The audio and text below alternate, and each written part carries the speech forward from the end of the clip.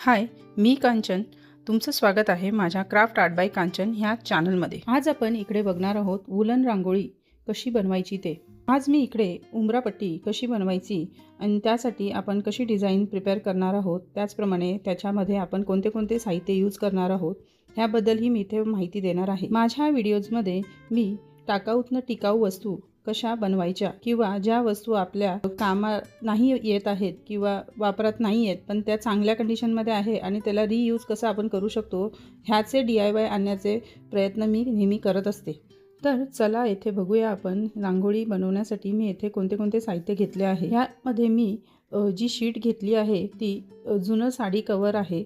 त्याची चेन ही खराब झाली होती आणि ते कवर घट्ट होते, त्याच्यामुळे मी ते फेकलं नव्हतं आणि ते कसं रियूज करावं ह्यासाठी मी विचार करतच होते आणि त्यातच माझ्या डोक्यात आयडिया आली की आपण ह्याला रांगोळीसाठी बेस म्हणून वापरू शकतो. मी इकडे कार्बन पेपरच्या साहाय्याने रांगोळीवरील डिझाईन ही ट्रेस करून घेणार आहे. डिझाईन ट्रेस करून झाल्यावर त्याच्याच बाजूला मी परत ती डिझाईन ठेवून परत तिला कार्बन पेपरने ट्रेस करून घेणार आहे. असे एका मागोमाग एक असे मी 5 फ्लावर्स इथे ड्रॉ करून घेत आहे. इकडे मी जे मेजरमेंट घेतले आहे ते माझ्या दरवाजाच्या अकॉर्डिंग मी येथे घेतलेले आहे.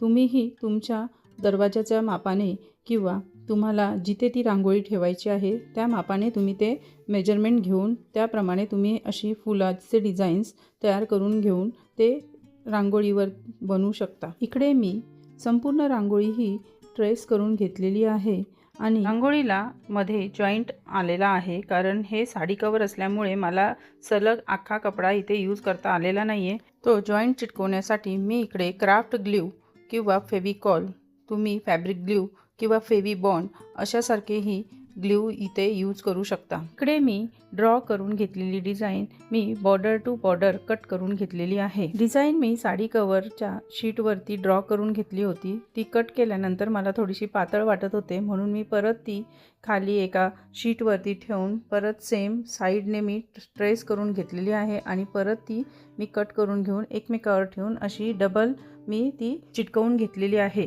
व्हिडिओमध्ये तुम्ही पाहिलंच असेल. फर चिटकवण्यासाठी नॉर्मली ग्ल्यू गनचाच म्हणजेच हॉट ग्ल्यूचा इथे वापर केला जातो, पण माझ्याकडे ती गन नसल्यामुळे मी येथे B7000 हा अधेन्सिव्ह ग्ल्यूचा येथे यूज केलेला आहे. आता मी इकडे फर चिटकवण्यासाठी स्टेप बाय स्टेप एक एक डिझाईनच्या आउटलाईनवरती मी ग्ल्यू लावून घेणार आहे आणि मग त्यावरती आपण फर ही ठेवून त्याच्या मेजरमेंटप्रमाणेच ती जागेवर कट करून घ्यायची आहे. पानांच्या आकारासाठी येथे मी हिरव्या रंगाची फर ही यूज केली आहे. अशाच प्रकारे मी हिरव्या रंगाची फर ही अप्लाय करून घेतलेली आहे. त्यानंतर वरील भागाच्या आउटलाईनला मी येथे ग्लू लावून घेतला आहे व त्यावर डार्क निळ्या रंगाची फर ही मी आउटलाईनसाठी वापरलेली आहे. मधील भागामध्ये मी आकाशी रंगाची म्हणजेच थोड्या लाईट कलरमध्ये मी येथे थ्रेड ही यूज केलेली आहे. थोडं 3D लुक त्यामुळे येतं, थोडं डार्क थोडं लाईट असं कॉम्बिनेशन मी येथे यूज करत आहे. त्यानंतर इकडे मी फुलांच्या पाकळ्या ह्या करून घेणार आहे. फुलांच्या पाकळ्यांच्या आउटलाईनला मी ग्लू अप्लाय करून घेतल्यानंतर त्यावर थोडासा डार्क कलरमध्ये येथे मी गुलाबी रंग यूज केलेला आहे.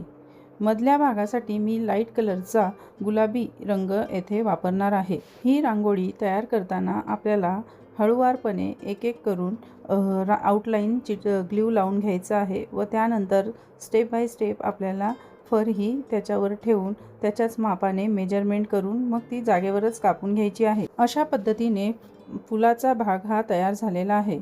आता उरलेल्या भागामध्ये मी येथे ग्लू लावून घेणार आहे. ग्लू लावून झाल्यानंतर मी येथे पोपटी रंगाची थ्रेड ही मी वापरणार आहे व डिझाईनच्या आकाराने ती जागेवर चिटकून झाली की ती कट करून घ्यायची आहे.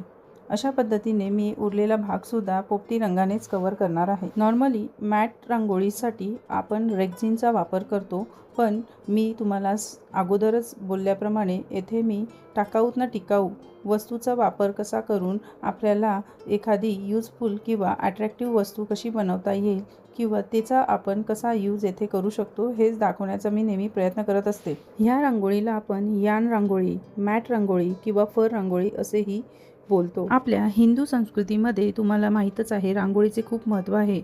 रांगोळी म्हणजे शुभत्व, सकारात्मक ऊर्जा, सांस्कृतिक परंपरा, सौंदर्य वाढवते, कला आणि सर्जनशीलता वाढवते.